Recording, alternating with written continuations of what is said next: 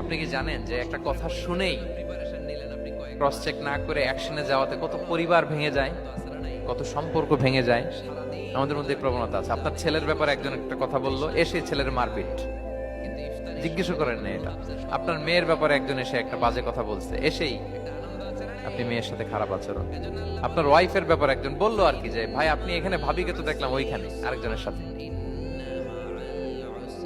আপনি এসেই আপনার স্ত্রীর উপর চড়াও অথবা গায়ে হাত তুললেন। তো হতে পারে যে ওই ওই ভদ্রলোক অন্য কোনো মহিলাকে দেখেছে যে দেখতে আপনার স্ত্রীর মতো, এরকম হতে পারে কি পারে না বলেন?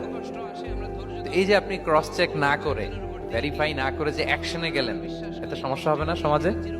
পরিবার ভাঙে, সমাজে সম্পর্ক নষ্ট হয়, কলহ বাধে। এই জন্য আল্লাহ তাআলা বলেন যে সোসাইটিটাকে যদি পিসফুল করতে চাও, ইদা জাআকুম ফাসিকুম বিনাবাইন ফাতাবায়ানু, নিউজ আসলেই বিশ্বাস করো না, you have to cross check.